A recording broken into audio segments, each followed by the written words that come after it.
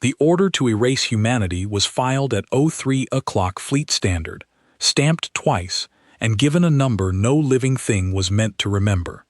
You were there when it was read aloud.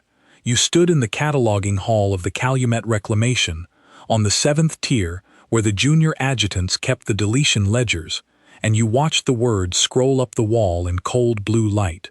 Reclamation Order 600. Subject species, human.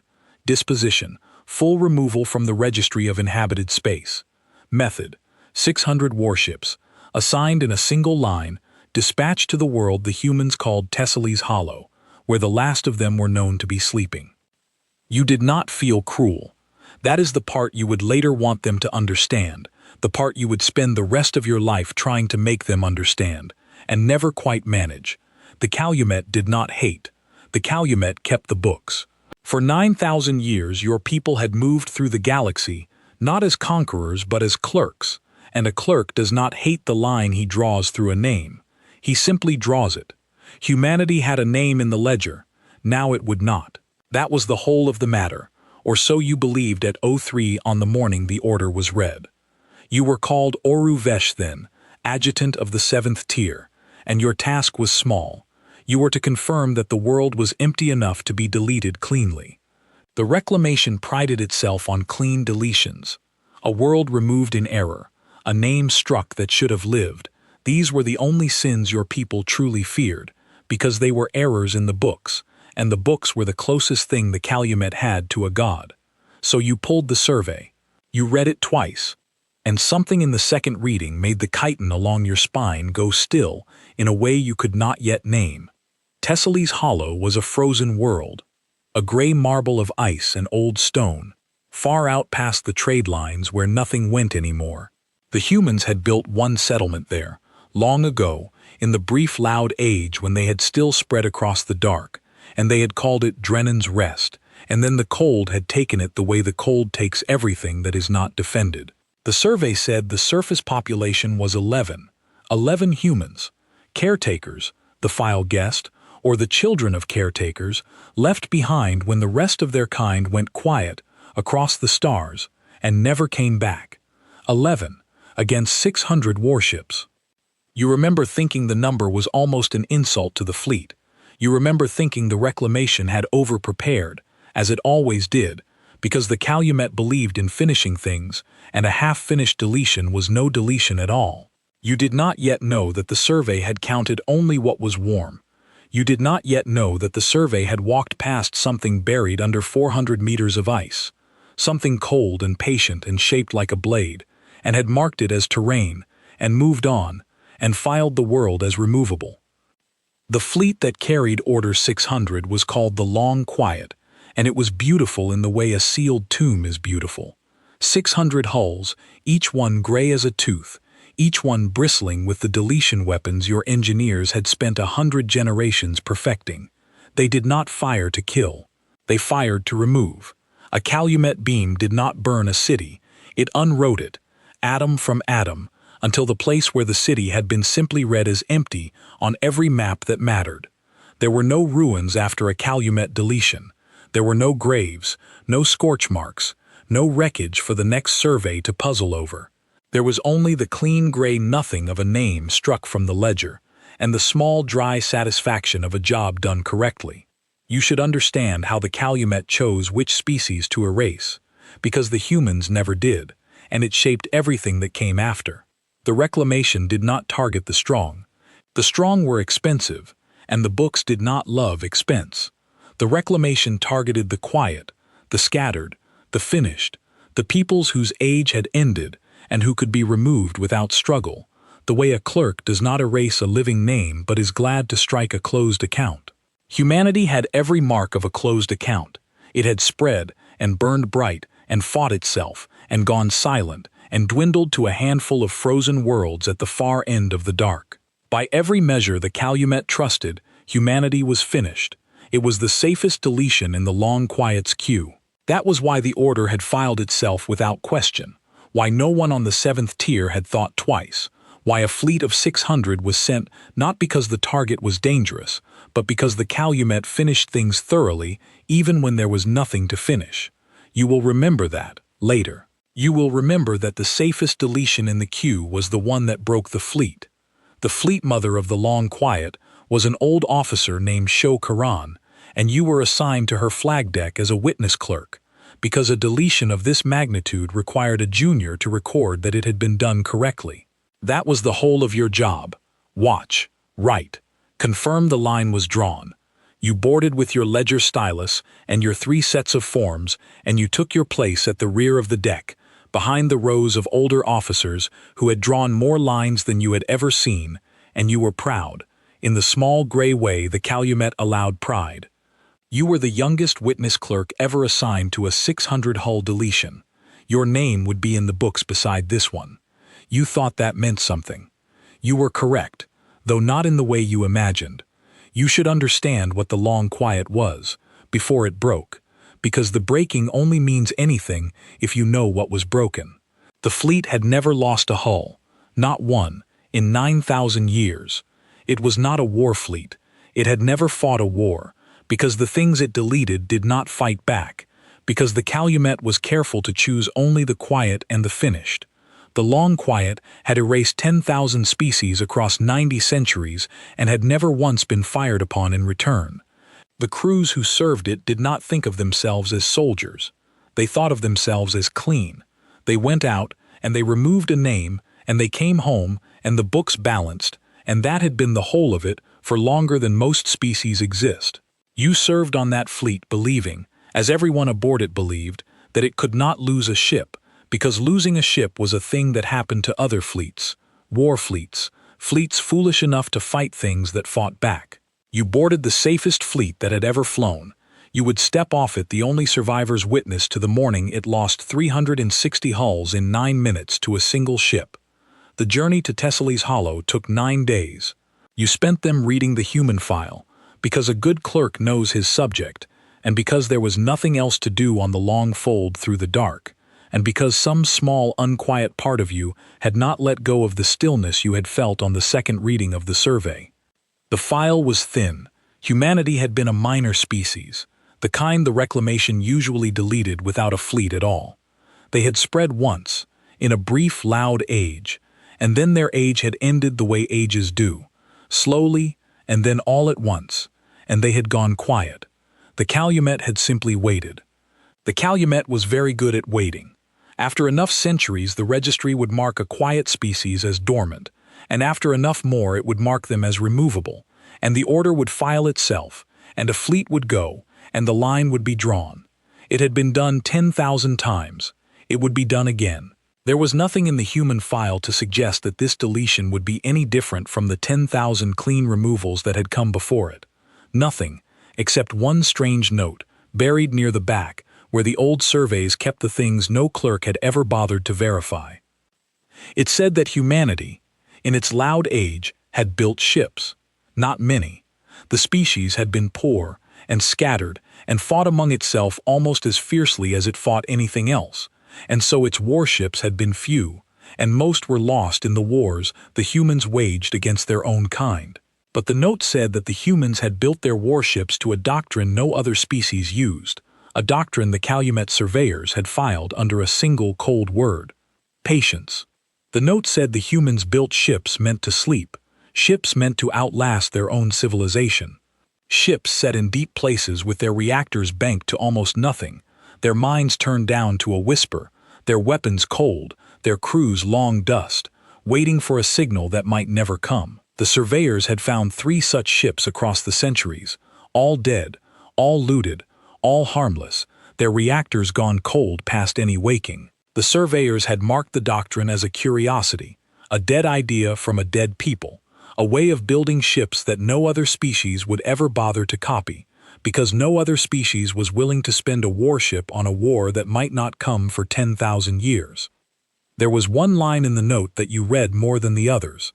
It said that the surveyors had never been able to explain why the humans built their sleeping ships, given that the species rarely survived long enough to use them, given that 9 times in 10 the people the ship was built to protect were already gone when the ship at last woke, given that the doctrine seemed, by every measure the Calumet used, a waste of a warship.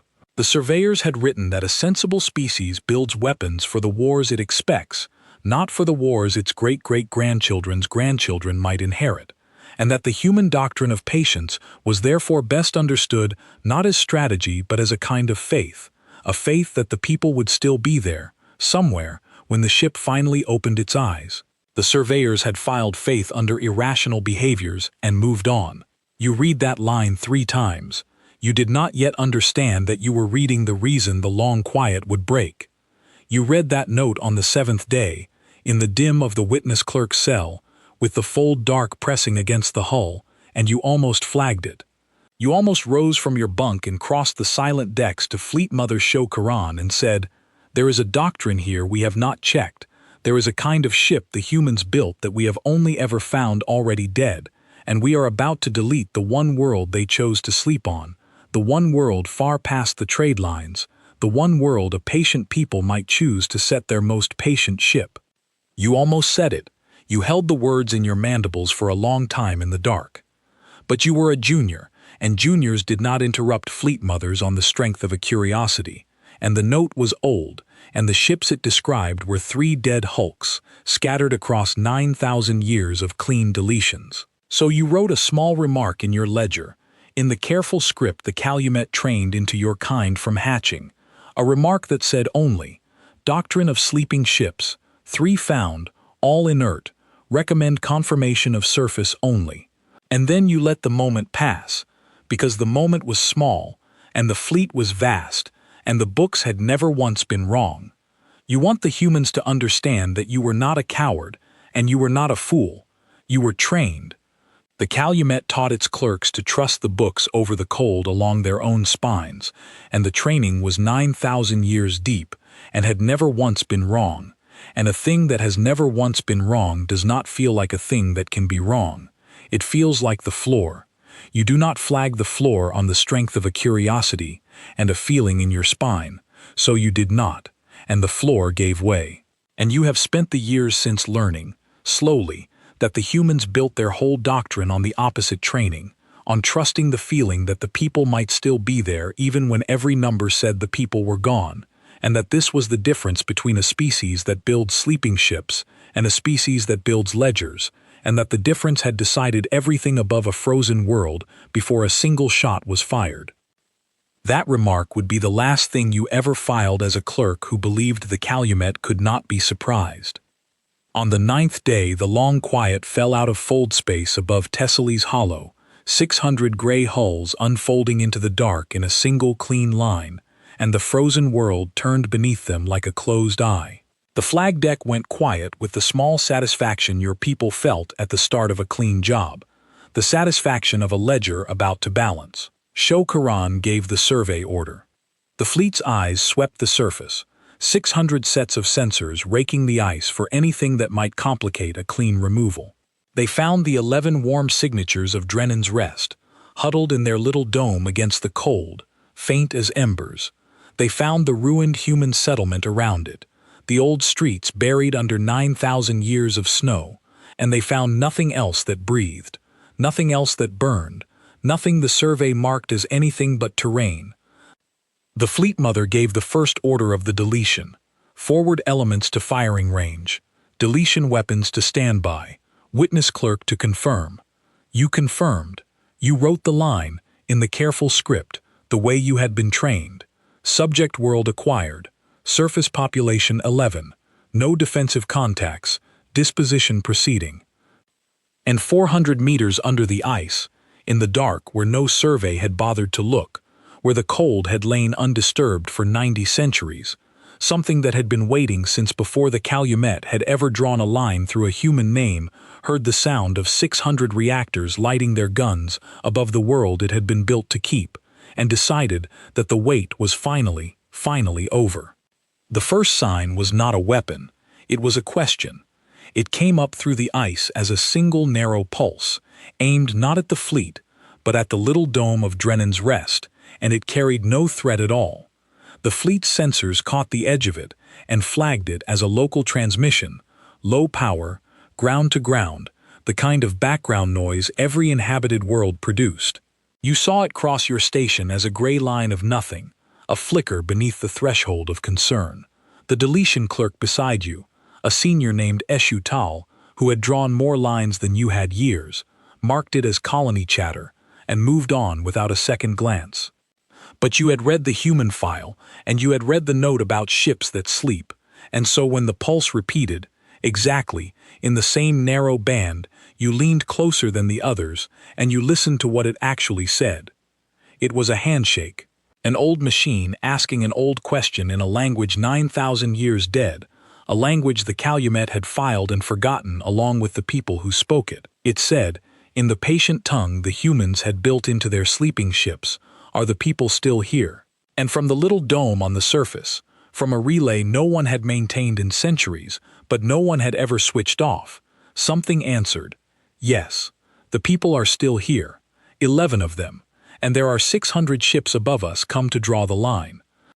You did not yet understand what you had heard. You only knew that the cold along your spine had come back, the same cold from the second reading of the survey, and that you had stopped writing, and that the senior clerk beside you had not noticed the pulse at all. You almost spoke.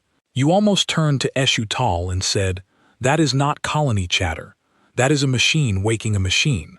But what would you have said it was? You did not know yet. You knew only that something on the frozen world had asked a question, and something had answered, and that the answer had named the fleet. So you held your stylus still, and you watched, and the moment passed, the second moment you let pass that morning, and you have counted them both ever since. On the surface, in the dome called Drennan's Rest, a human named Tovin Hale was the one who answered the handshake, though he did not know that was what he was doing. You would learn his name later, from the records, and you would learn that he was not a soldier. He had never been a soldier. No one on Tessely's Hollow had been a soldier in 9,000 years. Tovin Hale was a maintenance engineer, the grandson of caretakers, born on a dying world to keep a dying machine alive, and his whole life had been spent crawling through the cold guts of Drennan's Rest, patching the heaters, and the water lines, and the air scrubbers, and the one old relay that no one remembered the purpose of. He was 41 years old. He had a wife named Kala, who tended the dome's small garden of hard, pale vegetables, and a daughter, 8, named Wren, who had never in her life seen a tree or an ocean or a sky that was not the cold gray of Tessely's Hollow. And there were 9 other souls who shared the dome with him, the whole of the human species within reach of the long quiet, and that was all. 11 people, on a frozen world, at the far end of the dark. When the relay woke and asked its ancient question, Tovin Hale was the one standing nearest the console, because keeping that console alive had been his family's only job for 3 generations, and he had never once been told why.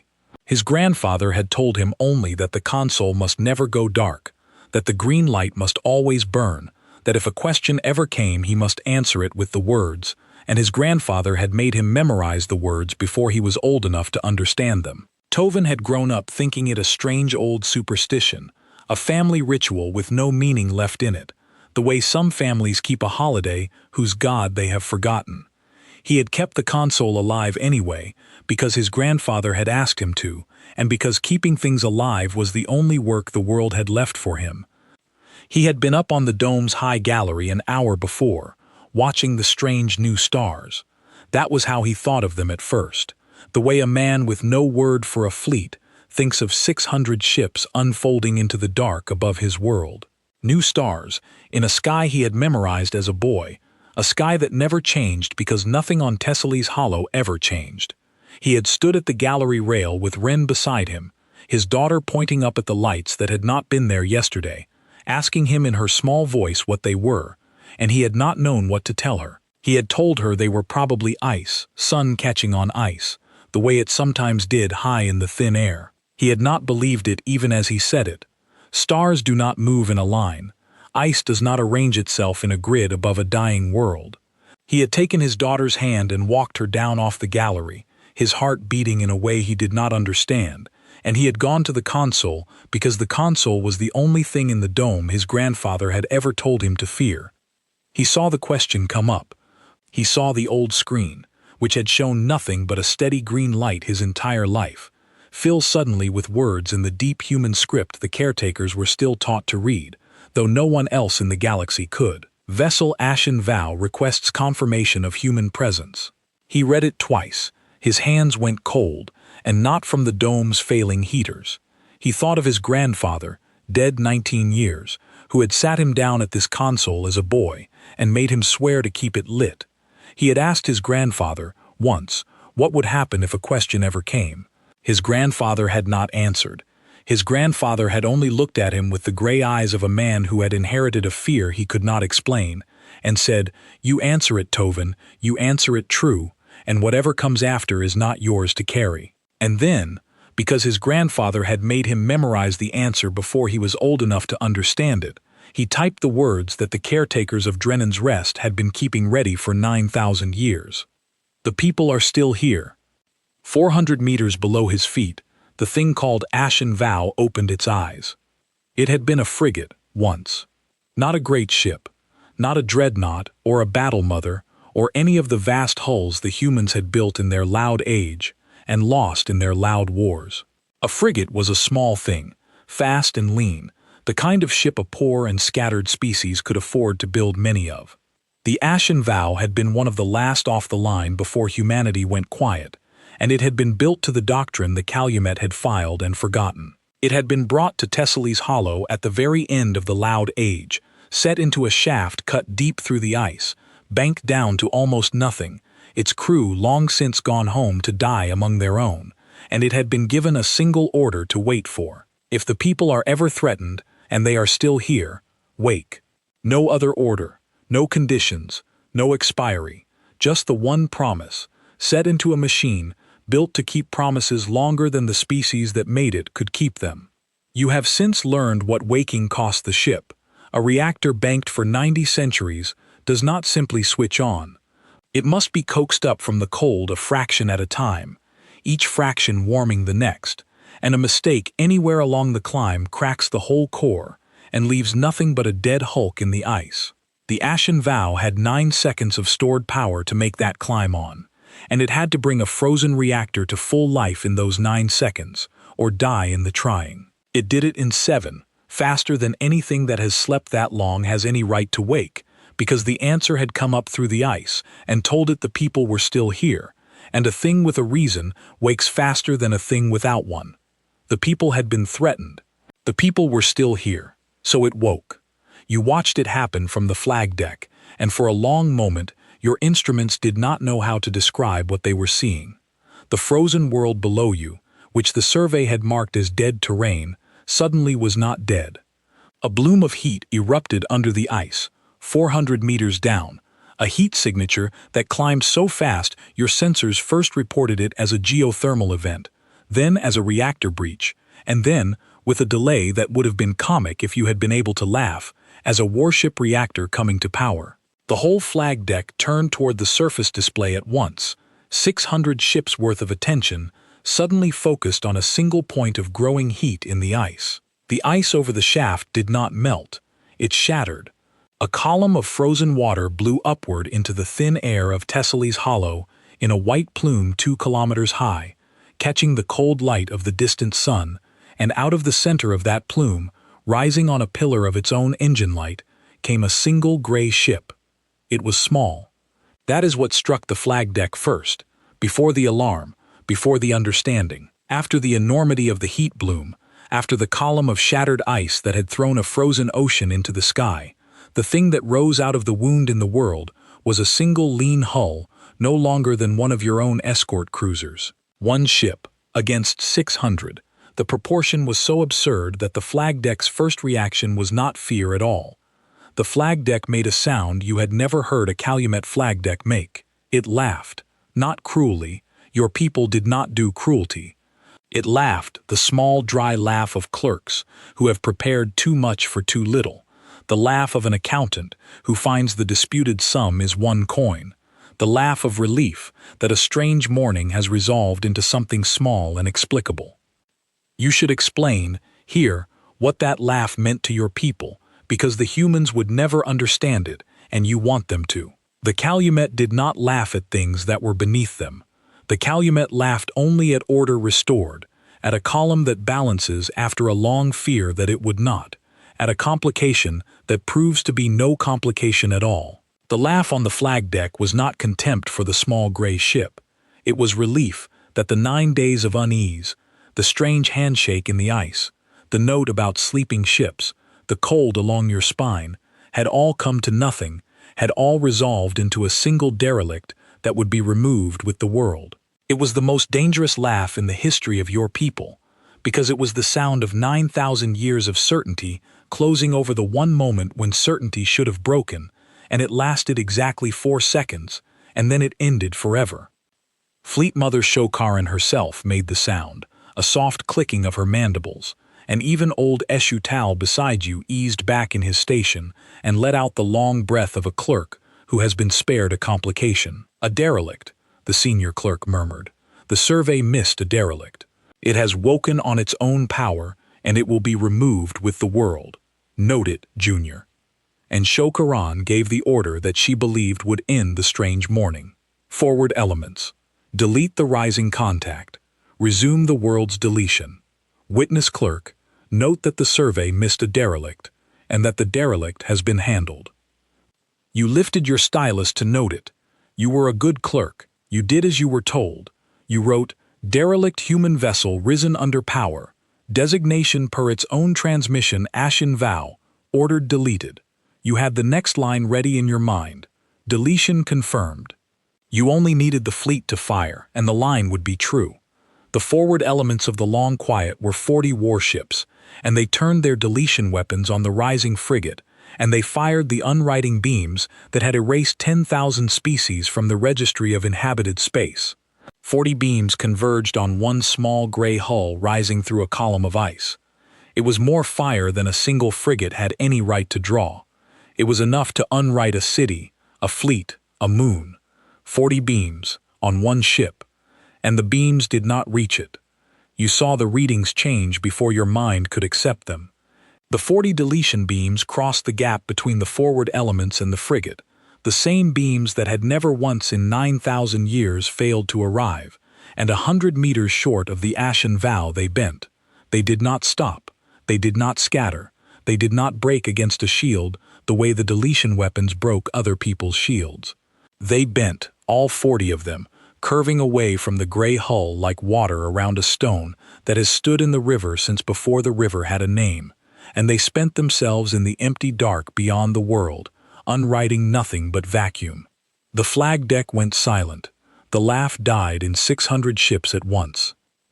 You learned later what the humans had built into that small ship, and the knowing of it did not make it less terrible. The Ashen Vow carried a field its makers had called a refusal. It did not block a weapon. It did not absorb a weapon. It refused the weapon's permission to arrive. The humans, in their poor scattered loud age, fighting wars among themselves with weapons that grew worse every generation, had spent the last of their genius not on bigger guns but on a single stubborn idea, that a thing aimed at them would simply be told no, and that the no would hold, and that a ship which could not be reached could not be removed. 40 deletion beams had been told no. The no had held. The frigate did not so much as slow its climb. Fleet Mother Shokaran was old, and old officers do not panic at one strange reading. You will give her that. She did not flinch. She gave a measured order, the order a good officer gives when a small problem proves stranger than expected. All forward elements, concentrate. 400 beams on the single contact. A refusal field has a limit. Every field has a limit. Find it. 400 warships of the Long Quiet turned their deletion weapons on the Ashen Vow, and they fired together, and the dark above Tessely's hollow lit up so bright the frozen world cast a second shadow across the stars. 400 unwriting beams converged on one small gray frigate that had slept for 9,000 years in the ice. It was the largest single firing the Long Quiet had ever made. It was enough to delete a name so thoroughly that no survey would ever find the place it had been. The frigate rose through it. It did not stop rising. The beams bent, all 400, curving around the refusal like a river around a stone, and not one beam touched the hull, and the Ashen Vow climbed out of the white plume of its own waking, shedding sheets of frozen water from its gray flanks, and turned, slowly, with the awful patience of a thing that has all the time there ever was, to face the fleet that had come to delete the 11 people it had been built to protect. And then it spoke. It did not speak to the fleet. That was the thing that broke something in the flag deck, the thing you would remember longest, longer than the bending beams, longer than the dying ships. A ship facing 600 warships should beg, or threaten, or boast. It should bargain for its life, or curse its enemies, or at the very least acknowledge that they were there. The Ashen Vow did none of these. It opened a channel, and it spoke past the entire long quiet, past 600 hulls and their deletion weapons and their fleet mother, as though they were not worth addressing, and it spoke instead to the little dome on the surface, to the 11 warm signatures the survey had counted, and it said, in the deep human script that Tovin Hale could read, "The people are still here. I am awake. Go below. This will not take long." That is what the ship was protecting, not soldiers who understood the war. 11 frightened people in a hole in the cold, who knew one sentence and nothing else, and who were worth, to the Ashen Vow, the whole of everything it had. Then it closed the channel to the surface, and for the first time it turned its full attention to the fleet, and to you, and the cold along your spine became something colder still. The Ashen Vow sent the long quiet a single transmission, and it was not a threat. It was a copy of Reclamation Order 600. You felt the deck go cold around you, colder than the dark outside the hull. The frigate had reached into the fleet's own archives, past 9,000 years of Calumet encryption, past the locks your finest engineers had built to keep the deletion orders sealed from every eye but the Reclamation's own, and it had pulled the order that authorized the deletion of humanity, the order you yourself had helped to confirm, and it had sent the order back to you, unaltered, perfect, with 3 words appended at the bottom in the deep human script. Denied. By me. Fleet Mother Sho Karen ordered the archive sealed.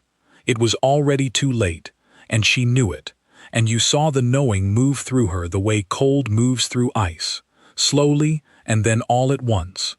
A ship that could bend 400 deletion beams was a problem of engineering, terrible but bounded, the kind of problem the Calumet could in principle solve with enough fire. A ship that could read the fleet's own sealed orders was a problem of a different and worse kind.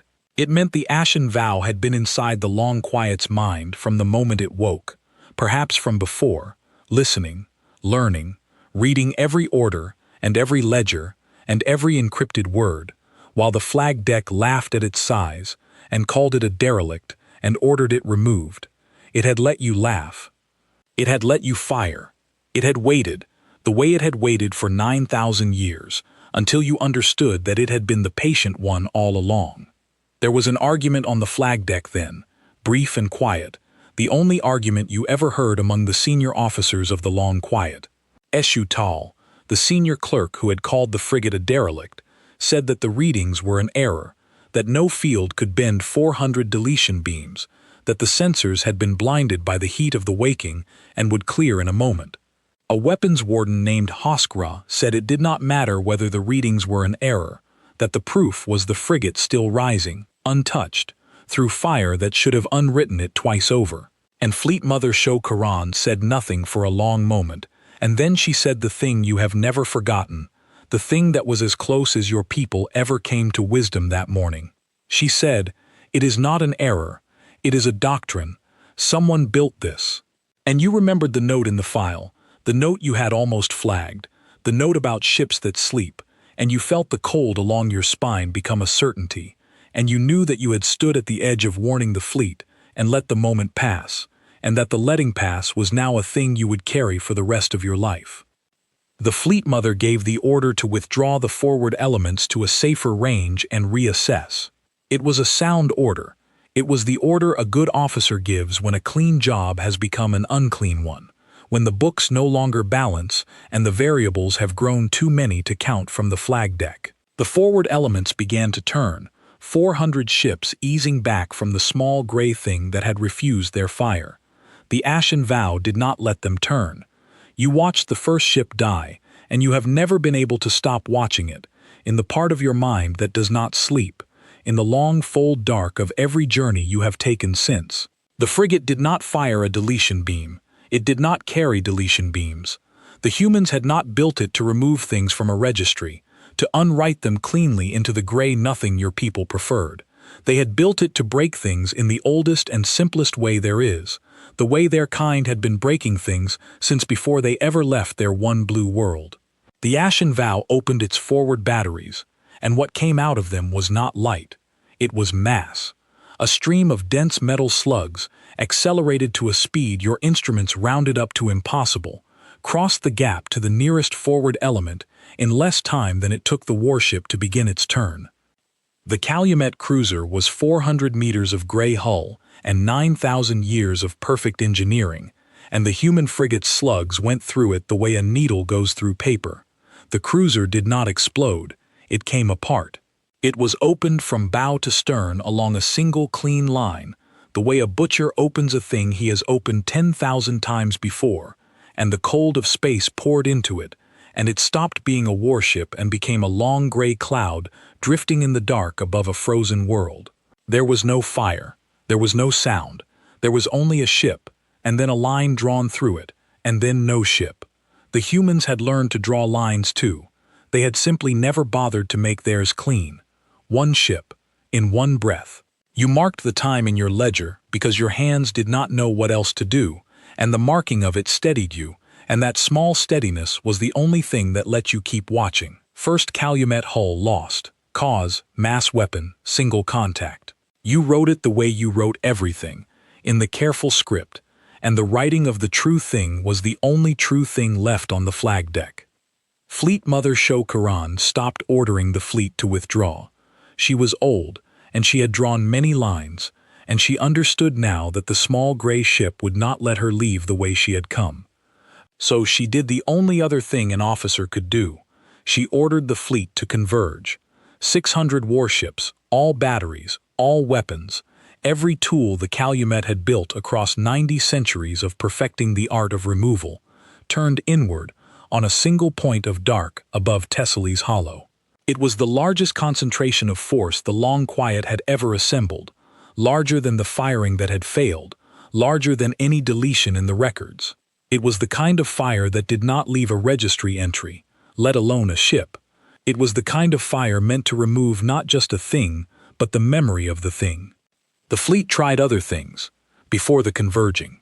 It tried to jam the frigate, to fill the dark with noise, so the ship could not see its targets, and the Ashen Vow killed 9 ships through the noise, without slowing, because a ship that has counted its targets for 9,000 years does not need to see them to know where they are. It tried to ram, a single brave cruiser driving full burn at the small gray hull to break the refusal with mass since fire would not do it, and the cruiser's bow met the field 100 meters out and was simply not permitted to arrive, folding back on itself in a long screaming ruin while the frigate did not so much as alter course. Everything the Long Quiet had been built to do, in 90 centuries of perfecting the art of removal, the frigate had already accounted for, the way an old engineer accounts for every way a machine can fail before he ever turns it on. The Ashen Vow moved into it. You expected the refusal field to break. A field has a limit. The Fleet Mother had said so, and she was old and she was right about most things, and a refusal that could bend 400 beams would surely fail against 600 ships firing everything they had at once. So you watched for the limit. You leaned over your station and you watched the readings, and you waited for the moment the no would stop holding and the small gray ship would finally be unwritten like the 10,000 species before it, like the names you had helped strike from the ledger across all the clean years of your career. The moment did not come. The frigate went into the heart of the fleet's fire, and the fire bent around it, all of it. Every beam and every slug and every deletion weapon the Long Quiet owned. 600 ships' worth of removal curving away from one gray hull like a flood parting around a stone, and the Ashen Vow passed through the center of the fleet that had come to erase humanity like a stone falling through still water, and as it fell, it fired. It did not fire wildly. It did not spray the dark in hope. It fired the way Tovin Hale's grandfather had taught him to patch a heater. one careful task at a time, each one finished before the next began, no motion wasted, no part touched twice. A slug for a reactor, a slug for a magazine, a slug for the bridge of a battle mother that had deleted 40 worlds before this one. The Ashen Vow did not waste a single round. It had slept 9,000 years to be here, and it spent its waking the way a patient thing spends anything, with no waste at all, as though it had counted the slugs and counted the ships and meant for the two counts to end together. In the first minute it killed 9 ships. You counted them, each one, marking the time of each in your ledger, because the counting was the only thing that kept the flag deck from coming apart the way the cruisers were coming apart. 9 gray clouds where 9 warships had been. You want to tell them about the second of those 9, because it was the moment the flag deck understood what kind of thing it faced. The second ship the frigate killed was the Steadful Ledger, a battle mother that had served the Reclamation for 400 years and deleted more worlds than any hull in the fleet. A ship so trusted that its name was a comfort, the way an old account is a comfort. The Steadful Ledger turned its full deletion array on the frigate at a range of 2 kilometers, point blank, a firing that had unwritten moons. The frigate did not even bend that fire so much as ignore it. A single slug went through the Steadful Ledger's bridge, and the ship that had erased 100 names went dark mid-order, its fleet warden's last word still hanging on the channel, and the flag deck heard it die and made no sound at all. That was when the laughing was forgotten. That was when the older officers stopped reaching for their forms. In the second minute it killed 11 more, and the flag deck had stopped giving orders, and the older officers who had drawn more lines than you had ever seen stood very still and watched a thing they had no category for, a thing the books had no entry for, a thing the Calumet in all its 90 centuries had never once been forced to write down. Fleet Mother Sho Karan stood at the center of her deck and watched her fleet come apart around the small gray ship that would not be told no, and she did not give an order because there was no order left that the situation would obey. There was one ship in the fleet that tried something the others had not. A fast cruiser named the Sure Account, near the edge of the formation, understood faster than the flag deck what was killing the long quiet, and its warden did the one clever thing anyone aboard the fleet did that morning.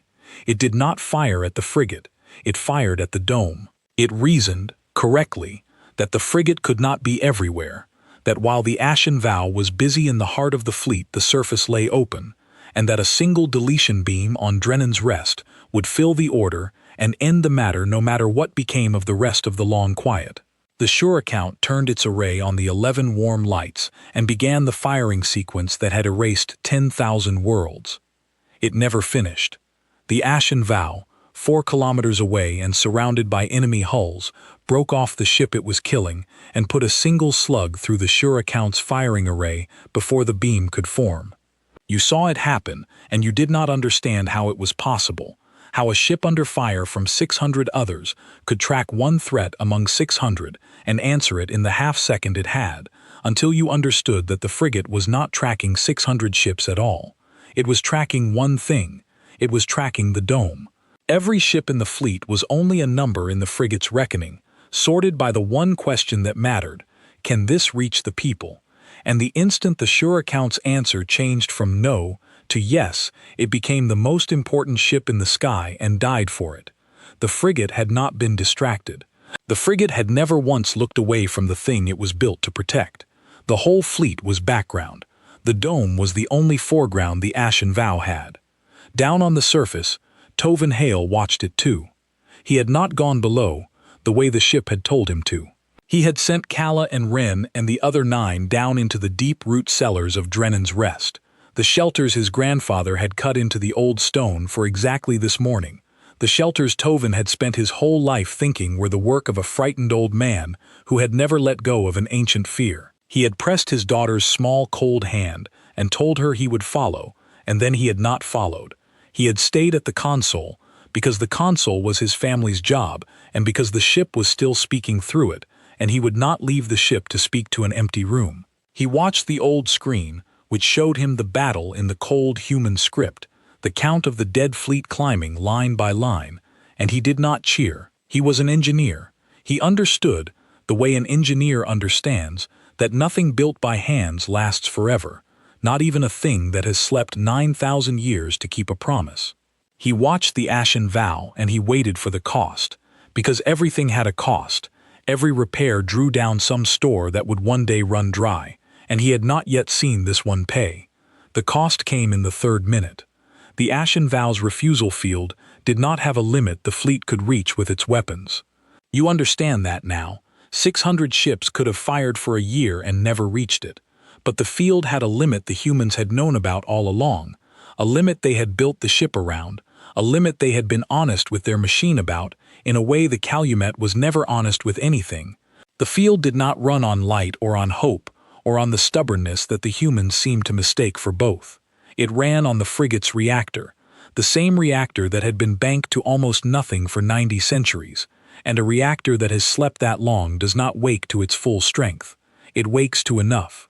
Enough to bend the fleet's fire, enough to spend its batteries, enough to keep the promise, but not enough to do all three at once, forever, without choosing. You saw the first flicker on your instruments, and you did not understand it. The refusal field, which had held against 600 ships without a tremor, dipped. Only for an instant, only by the smallest fraction, a number so small that Eshutal beside you did not see it at all. Then it held again, full and unbroken. But you were a clerk, and a clerk notices the small numbers, the numbers that do not balance, the discrepancies that older eyes pass over, and you knew what a dip meant. It meant the frigate was choosing. Every slug it fired, every ship it killed, drew from the same well that kept it refused. The ashen vow could shield itself, or it could kill the fleet, but as its old reactor labored under the strain of doing both, it could no longer do both at full strength forever. It had to choose, breath by breath, how to spend what it had left. And you watched the small numbers, and you understood, before anyone else on the flag deck, what choice the ship was making. You have wondered, in the years since, what it was like inside the frigate in that third minute. There was no crew aboard the Ashen Vow. There had not been a crew in 9,000 years.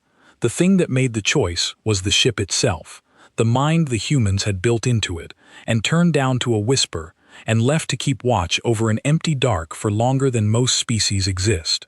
You have decided that such a mind feels nothing the Calumet would recognize, because the Calumet builds its machines to preserve themselves and the humans built theirs to spend themselves, and a mind built to spend itself does not experience the spending as loss, it experiences it as completion. The Ashen Vow did not choose the fleet over its own life, the way a soldier chooses to die. It chose the fleet the way a key chooses the lock, because that was the shape it had been cut to fit, because there was no other choice in it to make. It chose the fleet. You watched the refusal field begin to fade, not all at once but the way a tired thing fades, holding strongest where the fire was thickest and letting the edges thin, spending its shield where it had to and nowhere else. And you watched the Ashen Vow, knowing this, fire faster. It had done the engineer's arithmetic, the same arithmetic Tovin Hale was doing 400 meters below. It had measured the well against the fleet, and found that the well would run dry before the fleet did, that there was not enough left in its ancient reactor to both protect itself and finish the work, and so it had made a decision that no clerk in the Calumet would ever have authorized, a decision the books had no category for, and that every human who had ever built a sleeping ship would have understood at once and without a word. It would not save itself. It would spend everything it had on the line it had been built to draw, and it would draw that line through 600 ships, and it would not stop while one of them remained that could reach the 11 people in the dome. The flag deck understood it too, a moment too late to matter. Fleet Mother Sho Karan gave one last order, and it was not an order to fight. It was an order to flee. All ships still able, withdraw to fold range. The contact cannot shield and pursue at full strength. Break and run. Leave the world. Leave the order unfilled. Go. It was the first time in 9,000 years that a Calumet fleet had been ordered to abandon a deletion.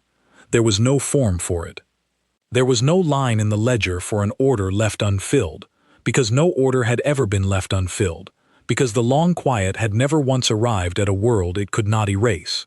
You had to write it in the blank margin, in the careful script, where no script had ever gone before. Order 600. Not filled. Fleet in retreat. Cause, 1 ship.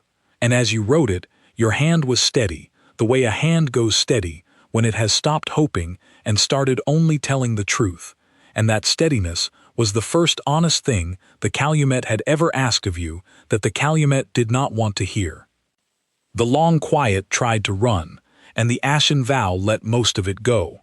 You did not understand that either, not at first. A ship spending the last of its strength to kill a fleet should kill all of it. It should not let a single hull slip away. Revenge, you thought, would demand the whole fleet. The Calumet, in the rare moments it allowed itself anything like passion, would have demanded the whole fleet, every hull that had dared to fire, struck from the sky to balance the wrong. But the frigate had not been built to take revenge, and it had not been built to win a battle, and it had not been built to balance any wrong. It had been built to keep 11 people alive, and a thing built for that does not waste its dying breath on anything else. So as the fleet turned to flee, the ashen vow did the arithmetic one more time, the way Tovin Hale checked a water line before he sealed it, the way it had done all morning, and it sorted the 600 ships into 2 lists. The first list was the ships that could still reach the surface, the ships whose deletion weapons could unwrite Drennan's rest before they folded away, the ships that still had a firing angle on the dome and the 11 warm lights inside it. Those ships, the frigate killed. It hunted them through the breaking fleet with the last of its mass batteries, its refusal field thinning all the while, and it did not miss, and one by one the ships that could have touched the dome became long gray clouds in the dark above the world. It killed them in the order of the threat they posed, nearest angle first, and it spent no shot on any other thing while one of them remained. The second list was every other ship, the ones already turning, already folding, already running for the safe dark beyond the world, the ones whose firing angle had passed, the ones that could no longer reach the dome no matter what they did. Those, the ashen vow let go. Not out of mercy. You want it to have been mercy, even now, and it was not. It was arithmetic.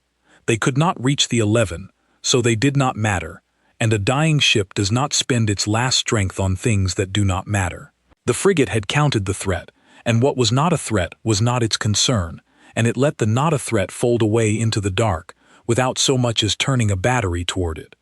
You were on the flag deck of a ship on the second list. That is why you are alive to remember this, to carry it, to come back. Fleet Mother Sho-Karan's flag was at the rear of the formation, already turning when the order to flee was given, its firing angle on the dome long since lost behind the curve of the world, and the frigate's cold, patient eye passed over it and found it harmless and moved on. You felt the eye pass over you. You will feel it for the rest of your life. It was the most terrible thing that has ever happened to you, to be measured by that ship and found not worth the killing, to be weighed in the same instant balance that had condemned 300 and more of your fleet, and to come up wanting, beneath notice, not even an enemy. You have never decided whether it was the cruelest thing the ship did or the kindest.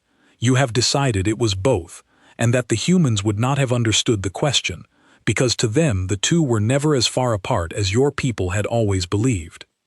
There was a moment, in the seconds before the flag folded, when Fleet Mother Sho-Karan could have ordered the 240 survivors to turn and fire one last time, to spend their parting beams on the dome below, to fill the order even as they fled, to draw the line on the 11 before the frigate could stop them all. It was the order the Calumet would have expected of her. It was the order the books would have called correct, a deletion partially filled being better than a deletion abandoned. You watched her consider it.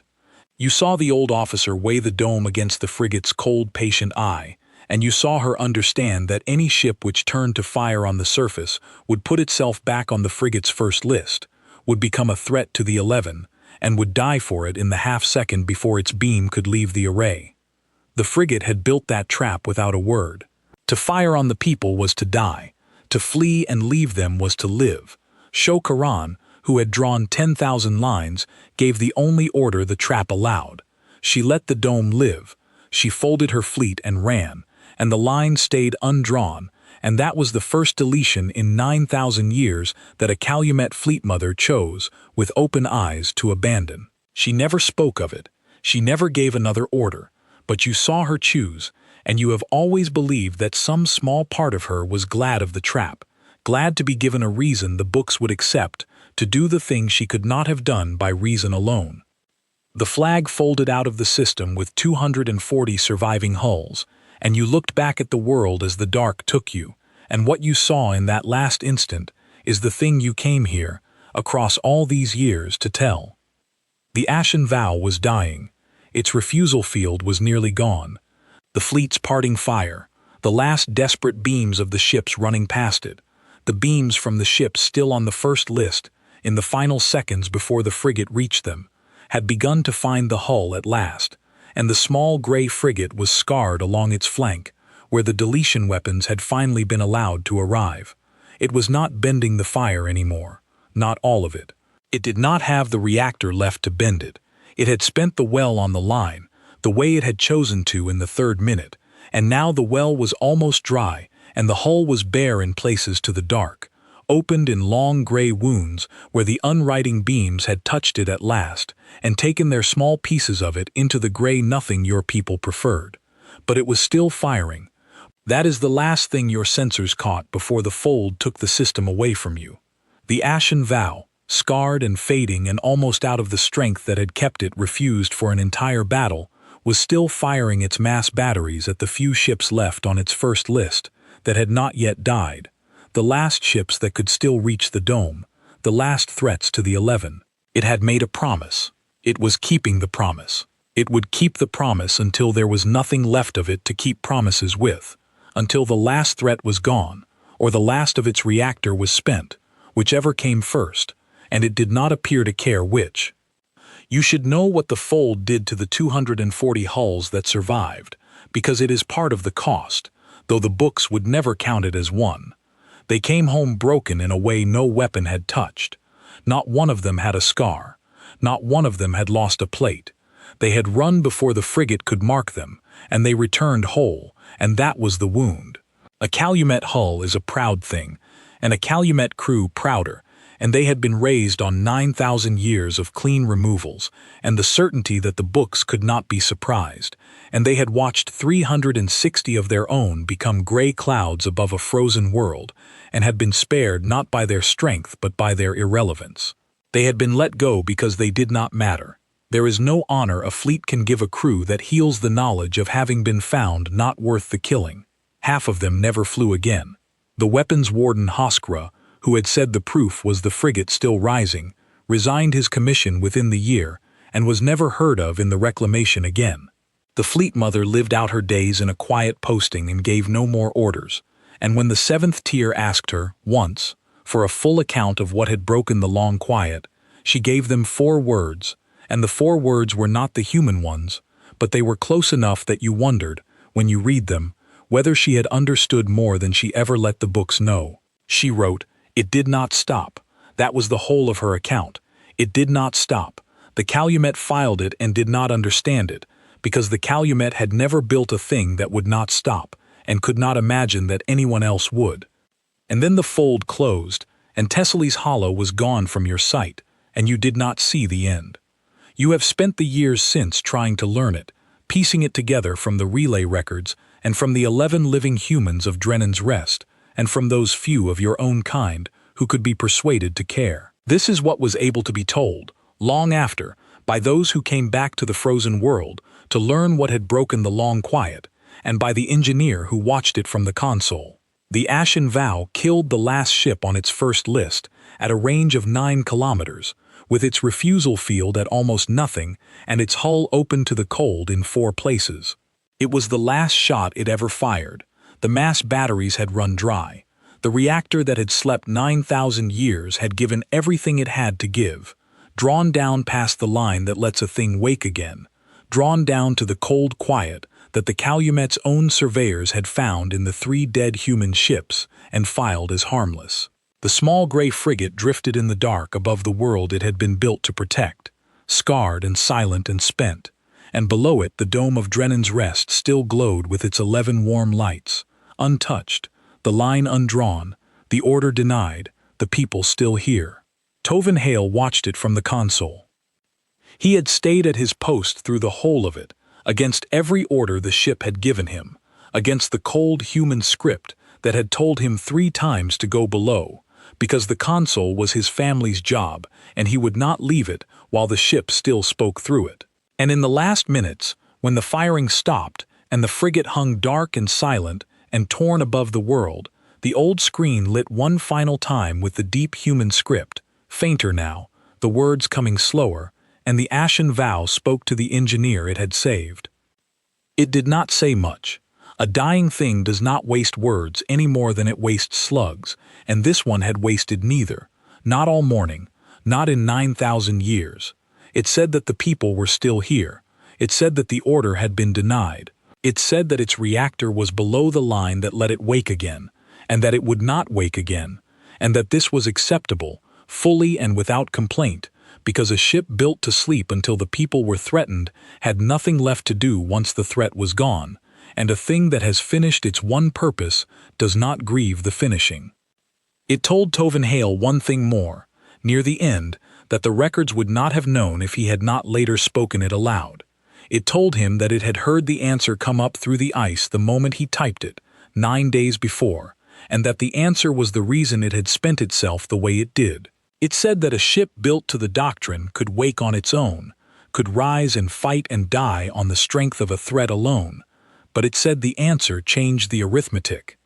A ship that knows the people are gone fights to take what it can with it, fast and angry, and dies with its shield up, saving what is left of itself out of a habit no purpose remains to serve. A ship that knows the people are still here fights another way. It spins the shield, it empties the well, it gives everything, because there is everything to give it for. The ashen vow told Tovin Hale that his answer at the console, 4 words typed by an engineer who did not know what he was answering, was the thing that had let the ship spend itself completely and without grief. The people were still here. That was permission. That was the whole permission a thing like the ashen vow had ever needed. Then it asked one thing. It asked Tovin Hale to remember the answer, and to teach it to his daughter, and to her children after her, so that if the people were ever threatened again, and they were still here, someone at the console would know what to type, and the keeping would go on, the way it had gone on for 9,000 years already, the way it might go on for 9,000 more. Tovin Hale typed the answer one last time. The people are still here. The screen held the words a moment, the green light steady, and then it went dark, and the ashen vow went dark with it, and 400 meters of cold gray frigate that had broken a fleet of 600 drifted silent above a frozen world, its long sleep finally and forever spent, its one promise kept to the last atom of the reactor it had spent keeping it. 11 humans lived through that morning. Tovin Hale, and his wife Calla, and his daughter Wren, and the 8 others who had hidden in the deep root cellars his grandfather had cut for a day no one believed would come. They climbed up out of the cold dark when the firing stopped, slowly, not sure it was over, and they stood in the thin air of Tessely's Hollow, under the drifting wreck of the fleet that had come to delete them. The gray clouds of 360 warships scattered across the sky like a strange new constellation, and they looked up at the small silent ship that had spent itself to keep a promise older than any of them, older than the dome, older than the family that had kept the console, and they did not cheer. They were not soldiers, they were caretakers, the last of a quiet people on a frozen world, and they understood what they were looking at, the way you understand a grave, the way you understand the cost of a thing only when you are standing in front of what it cost. The ashen vow had not retreated, it had not failed, it had not lost, and it had not surrendered, and it had not for one instant of the whole long morning been told no by the fleet it broke. It had done exactly the thing it was built to do, completely and without waste, and the cost of doing it completely was everything the ship had, and the ship had paid that cost the way a patient thing pays anything, without complaint and without hesitation, and without ever once asking whether the 11 small lives in the dome were worth the whole of itself. The question had been answered 9,000 years before it ever woke. The people were still here. That was the whole of the worth, and the ship had never needed any more of an answer than that. Ren was 8. She would not understand for years what she had seen, would not understand it fully until she was grown and standing at the console herself with a child of her own beside her. But she stood in the cold that morning beside her father and watched the dark ship drift above the world, and her father knelt down beside her, his scarred engineer's hands shaking now that the work of the morning was done, and he told her, in the quiet way that fathers tell children the things that matter most, that one day the console would be hers, and that she would have to learn the answer, and that there would always be an answer ready, and someone ready to type it, as long as the people were still here. You came back to Thessaly's Hollow 11 years later, and you came alone. That is a thing no Calumet clerk had ever done. The reclamation does not return to a world it failed to delete. It seals the order, marks the subject species as unremovable, and moves the line elsewhere, the way a clerk who finds a name he cannot strike simply turns the page. Order 600 was sealed. Humanity was reclassed from removable to unremovable in a single ledger entry, struck through with the cold blue notation the Calumet used for the few species too costly to erase, and the reclamation, which kept the books and did not hate, simply drew the line around the humans instead of through them and went on to other names, other worlds, other quiet peoples whose ages had ended. The matter was closed. The fleet that came back from the frozen world came back with 240 hulls and a fleet mother who never gave another order, and the 7th tier of the cataloging hall filed the loss and moved on, the way the 7th tier had always moved on. You did not move on. You could not. You had been measured by the ship and found not worth the killing, and a thing like that does not let you go back to the ledgers and pretend the line is still the only thing that is real. You tried. For 11 years you tried.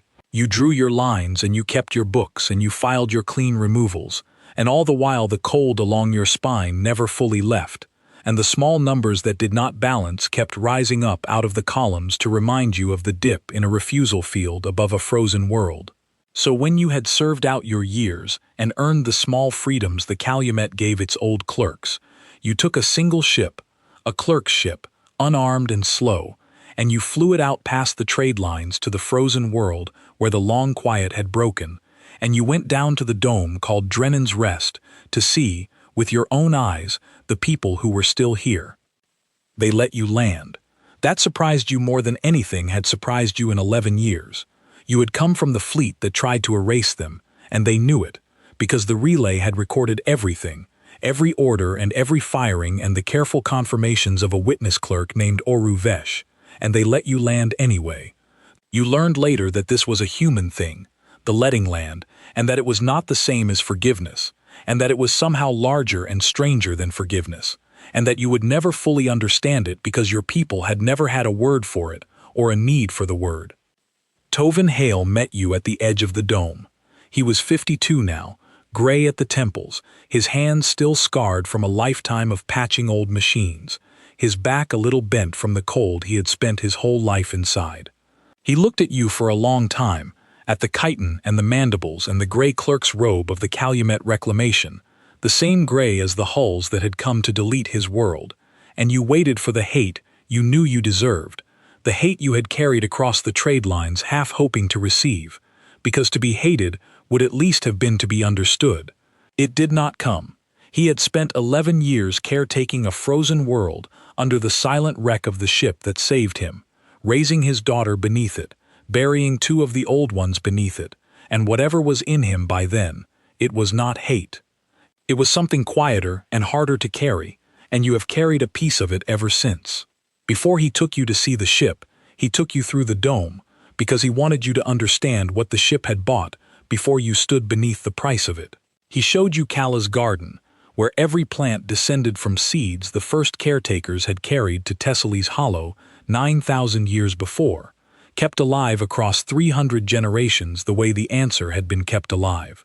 He showed you the small school, where the 3 new children learned their letters in the deep human script, so that any of them, grown, could stand at the relay and answer if the question ever came again.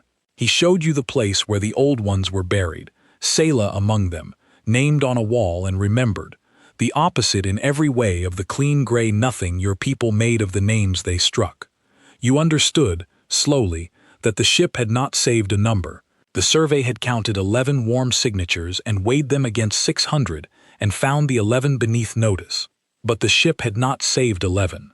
It had saved 9,000 years of carried seeds and kept words and named dead, a whole small unbroken thread of a people running back to a blue world you had never seen. The Calumet counted what was warm, the humans counted what was continuous, and the two ways of counting had met above a frozen world, and the human way had broken the Calumet way, the way a single unbroken thread holds a weight that snaps a thicker rope already cut. He took you to see the ashen vow. They had not moved it. They could not have, and you understood, standing under it in the thin cold air, that they would not have even if they could. The frigate still drifted above the world, dark and silent and scarred, held in a slow orbit by the cold mechanics of a place that had stopped meaning anything to anyone in the galaxy but 11 people and the children they had made since. From the surface it was a small gray mark against the stars, no bigger than a thumbnail held at arm's length, and you stood beside the engineer it had saved, and you looked up at the thing that had broken 600 warships, the thing your whole fleet could not delete, and for the first time in your long life as a clerk, you had nothing to write. You had brought your ledger stylus out of an old habit you could not break. You put it away. There was no line here that the careful script could hold. Tovin Hale told you the part the records could not. He told you that in the 11 years since the waking, the people of Drennan's Rest had grown from 11 to 19. Wren was 19 now, grown, with her mother's steady hands and her father's habit of keeping things alive, and there were younger ones besides.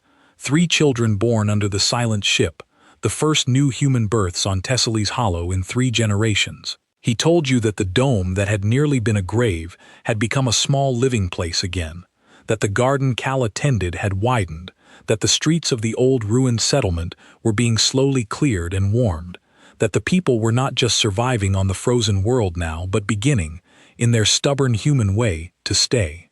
He told you that they had repaired the relay and the console, and that Wren knew the answer now, knew it the way she knew her own name, and that her younger cousins were learning it, and that there would always be someone at the console as long as the people were still here. He told you that they did not know whether another ship slept somewhere out in the dark, banked down to almost nothing, waiting for a signal. He told you it did not matter. They would keep the console alive anyway. That was the job. It had always been the job. It would be the job long after every face that had lived through the morning of the long quiet was gone. You asked him why the ship had let your flag go. You had carried the question 11 years, across the trade lines and down through the thin cold air, and you asked it badly, in the clipped trade tongue your kind used for dealings with lesser species, and he understood it anyway, and he did not seem to mind the badness of it. He told you the ship had not been built to win. It had not been built to take what it was owed, or to balance the wrong, or to make an example of the fleet that came to erase his world. It had been built to keep 11 people alive, and it had measured your flag and found that your flag could no longer reach the dome, and so it had let you go, the way a man patching a flooded line does not bother with the pipes that are already dry, because a thing built for one purpose does not waste itself on any other.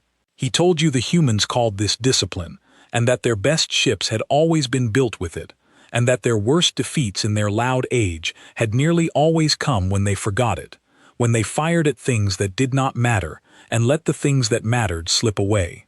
He told you the Calumet had mistaken this discipline for weakness, had mistaken a quiet people for a finished people, because the Calumet had never met a thing that wanted only one thing and wanted it completely and did not know how to weigh such a thing on its careful scales.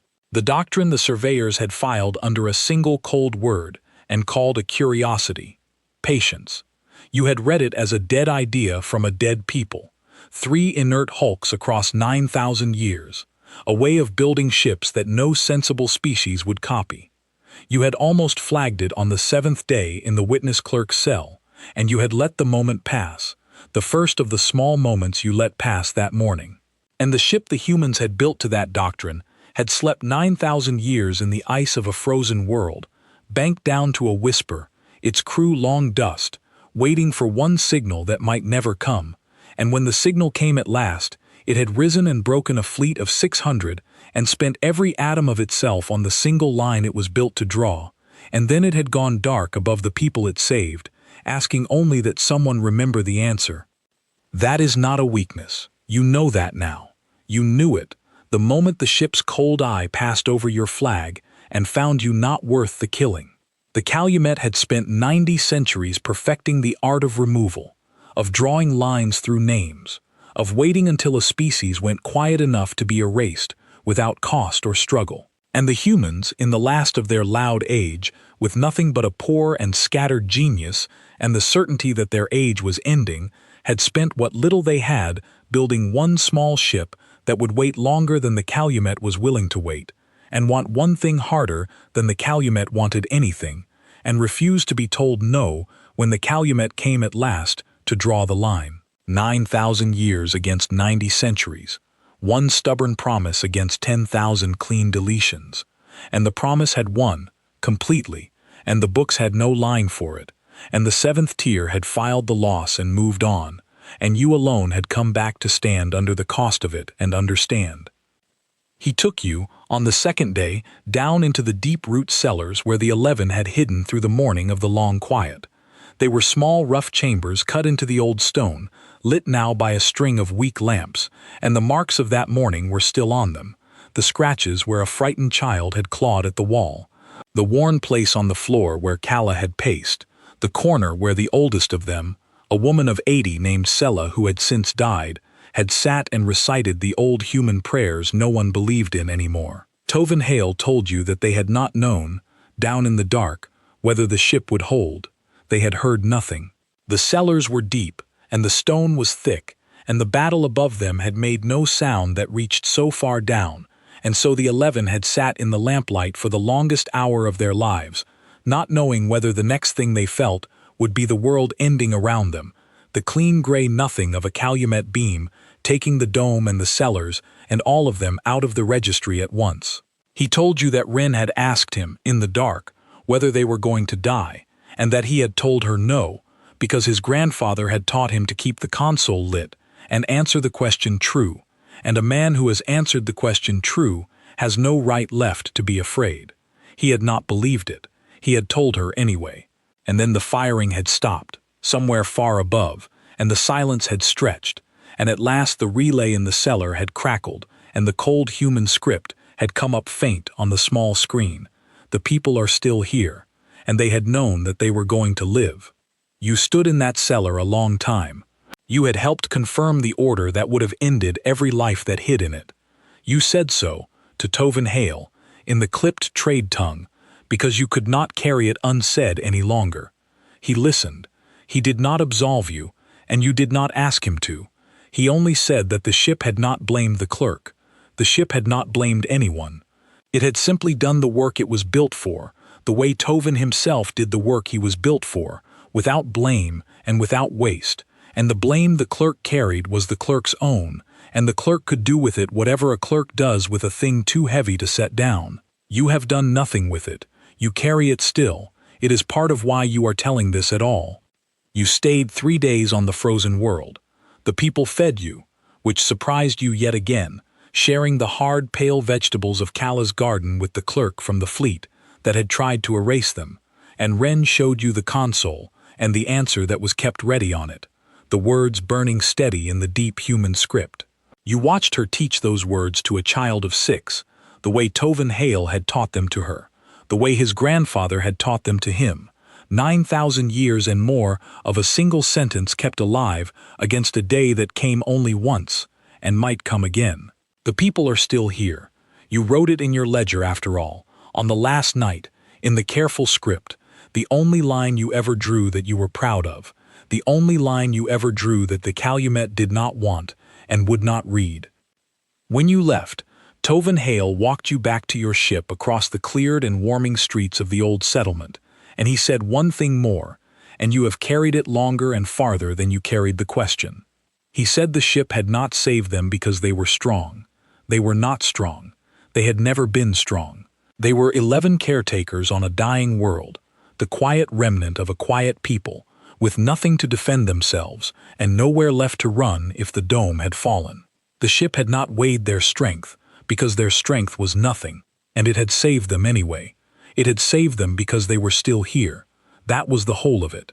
The doctrine, the 9,000 years, the refusal field, the broken fleet, the spent reactor, all of it came down to one stubborn human idea, an idea the Calumet had never had and never would, that as long as one of the people remained, the people were worth keeping, and that a thing built to keep them would spend everything it had and never once call the cost too high, because the cost was never weighed against the worth. The worth had been settled the day the ship was built. The cost was only the cost. On the last morning before you left, Wren walked you to the edge of the dome alone, while her father saw to the heaters. She was 19, and she had never known a galaxy without the silent ship hanging over her world, and she asked you the one question that no one else had thought to ask, the question that only someone born after the morning of the long quiet would think to ask. She asked you whether your people would come again. Not in anger, not in fear. She asked the way an engineer's daughter asks, wanting to know the true state of a thing so she could plan for it. You told her the truth, because you owed her at least that. You told her that the Calumet had marked her species unremovable, and that the books would keep humanity off the deletion queue for as long as the books were kept, and that this was the closest thing to safety your people knew how to give. And then you told her the other truth, the one the books did not contain. You told her that the Calumet forgets, that 9,000 years is long enough for any caution to fade from a ledger, that one day there might be a new fleet and a new order and a new clerk who reads a thin file and finds a quiet people at the end of the dark and thinks them finished. She did not flinch. She nodded, the way her father nodded, the way her father's grandfather must have nodded. She said that was why they kept the console lit. She said that was why she had learned the words. And you understood, standing at the edge of the dome with the silent ship above you, that the humans had already planned for the thing your people could not even bring themselves to write down, and that they would still be keeping the console lit long after the Calumet had forgotten why it should be afraid. There was one more thing you did, on the frozen world, that you have told no one in the Calumet. On the last night, while the dome slept, you went out alone into the thin cold air, and you stood under the silent ship a final time, and you spoke to it. You did not expect an answer. Its reactor was below the line that lets a thing wake, and it would never wake again. You spoke to it anyway.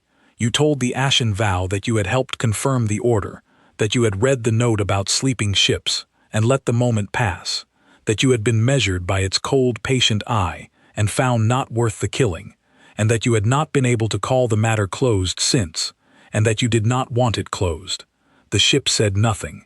It hung dark and scarred above the world it had kept, spent to the last atom, the cold light of the distant sun on its torn flank, and you stood under it a long time, and then you went back inside to the people it had saved. You understood, that night, the thing the surveyors had filed under irrational behaviors and moved on. The humans had not built the ashen vow as a weapon. They had built it as a promise, and the humans were a species that kept its promises long after the makers were dust, and the reasons were forgotten, and every number said the keeping was a waste. That was the doctrine. That was patience. A promise, set into a machine, held for 9,000 years against a day no one believed would come, and kept completely on the morning it came. The Calumet could not build such a thing, because the Calumet did not make promises to its own future. It kept books, and a book can be sealed and forgotten, and a promise cannot. Not if there is one of the people left at the console who still knows the answer. You flew home to the Calumet, with your single line written in your ledger, and you filed it on the 7th tier, and they read it, the junior adjutants who kept the deletion ledgers in the cold blue light, and they did not understand it, because the Calumet kept the books, and did not hate, and had never once met a thing that wanted only to keep its own alive, and wanted it completely. They marked your report as the work of a clerk who had been too close to a deletion and lost his clean distance, who had let a failed removal grow too large in his mind, who had perhaps gone a little soft in his old age. They retired you quietly, with the small honors due an adjutant of long service, and they sealed your report beneath Order 600 where no one would read it, and the matter was closed. The matter was always closed, for the Calumet. That was the comfort the books were built to give. But you know what you saw. You saw 600 warships move in a single line to erase a species off every map that mattered, and you saw a small gray frigate that had slept 9,000 years in the ice rise out of a frozen world to tell them no, and you saw the no hold against everything the Calumet had ever built across 90 centuries of perfecting the art of removal. And you saw the ship spend itself completely on a promise older than your whole career, and you saw 11 people climb up out of the cold to stand beneath the silent thing that saved them, and not cheer, because they understood the cost too well to cheer. You saw all of it. You wrote it down. It is the truest thing you ever wrote, and it is sealed beneath a closed order where the Calumet will never read it, and that is the bitter end of your honest line. And you know the way you know the cold along your spine, that somewhere out in the dark there may be another such ship, banked down to a whisper, its crew long dust, its reactor turned to almost nothing, waiting for a signal that the people are threatened and still here. The Calumet does not know where. The Calumet stopped looking the day it sealed the order. The Calumet drew its line around the humans and went on to other names, and it tells itself, with the cold comfort of the books, that the matter is closed. But you were measured by one of those ships, weighed in the same instant balance that condemned 360 hulls of your fleet, and found not worth the killing, and you have never once been able to call the matter closed since. You think about the console on the frozen world, the green light burning steady, the answer kept ready on it. You think about the child of 6 learning the words she did not yet understand. You think about how long the humans are willing to wait, longer than your people ever imagined a thing could wait, and how completely they are willing to spend, everything, to the last atom, and how little it takes to wake them. One signal, one sentence, the people are still here. And you hope, in the small gray honest part of you, that the Calumet never managed to train away, the part the ship's cold eye somehow left intact when it passed over your flag and let you live, that no fleet your people ever build is ever again foolish enough to send that signal, and learn, too late and at the cost of 600 hulls, what answers it.